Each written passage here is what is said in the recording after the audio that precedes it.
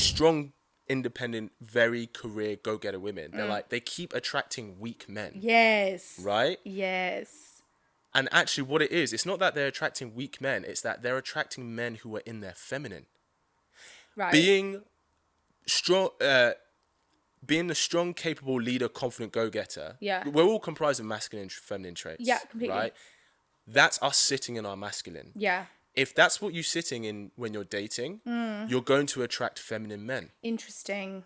Because masculine and feminine, they complement each other. Yeah. Right? And like I said, we all have both qualities inside us. Yeah. Do you know what I mean? We all have both qualities. So if you're a person, man or woman, if you're a person who sits in your masculine, you're going to attract the feminine. Mm-hmm. And if you're a person, and I'm just talking in dating, I'm not saying necessarily in life, because, traditionally, being masculine in your career really helps, depending what career you have, right? Whereas if you're a person who sits in their feminine, you're going to attract someone who's masculine. And what I think we see a lot is you have a lot of women who maybe when it comes to dating with men, they sit very much in their masculine. So then they don't actually attract the masculine man they want, and they attract the feminine men, and those are the men that they call weak. Gosh, that's such an interesting way of looking at it. I've never thought about it that way. Does that make sense? Yeah, it does make sense. And also, I feel it's bad. Like, men aren't weak just because they're feminine, though. Like, if they're in their feminine energy. And I also don't think, like...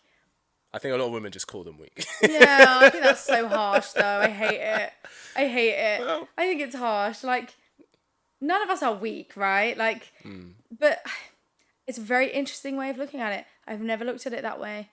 And I think it's... And like I said, so most recently, this happened this year. Most recently, one of my clients, she found a really, really great guy, right? And was like on her level. She's how old is she? She's 40, early 40s. And we've been working with each other for a year. And at first, when I was talking to her about all this stuff, of course she was like, "I don't have to be that for a man." Blah blah blah blah blah blah. And I understand that. Yeah. But I was like, "Look, is what you're doing getting you the result that you want?" She was like, "No, it's not." I was like, "Okay, I'll tell you what. Try what I'm saying." Yeah. For 6 months. See how it goes. And I say 6 months because if you're not used to it, you have to build the habits in being like this with men. And I'm saying only like this with men, not at work. Because at work, you're killing it. Keep doing that. Yeah. Being like this within dating and relationships and stuff. And after that 6 months, she got used to it, right? She started attracting the kind of prospects that she wanted. I even got to the point that those guys, I remember she was telling me, that those guys, she would tell them what she does and where she was, and they'd be so surprised. And it's not like guys don't want that, but that's like a bonus. Do you know what I mean? They'd be like, and not surprised in the sense of, "Oh, you're feminine, you can't be successful," but like, "Yo, you're being so warm and nurturing this with me, but then you have this other side to you, that you're a fucking boss, that I know if I leave, you can take care of the home." Yeah. Like, Do you think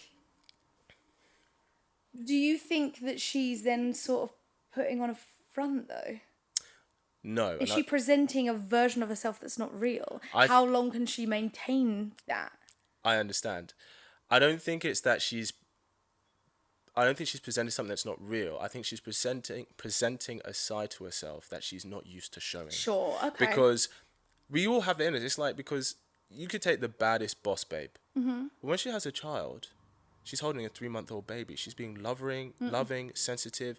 She's not like, "Come on, you need to go out there, get..." She's not being like that with the baby. We all have... Shut up. Right. Yeah. We all have that in us. Men have it in us. Women have it in us. Yeah. And I think that the difference that I see, that we observe between maybe the kind of women who attract the kind of men that they want and the kind of women who aren't attracting that yet, that's one of the biggest difference that I see that makes the difference. Interesting. And then you can choose, and then you attract the quote unquote more feminine guys. Then you attract the more masculine guys, right? And then everything in the middle, and you can go, okay, that might not work for me. This might not work for me, but this works for me. Yeah. But I think what's happened is a lot of just, especially strong, successful women are only attracting one side.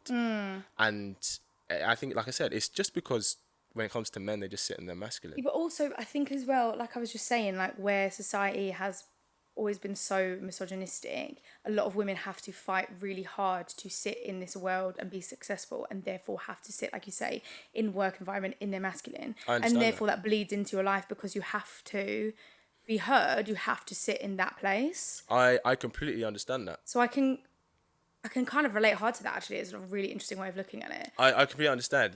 Like, you have to, if you live in the world where you have to fight, especially extra hard, then yeah, you're gonna nurture those masculine sides of you to survive and get ahead. Yeah. Right.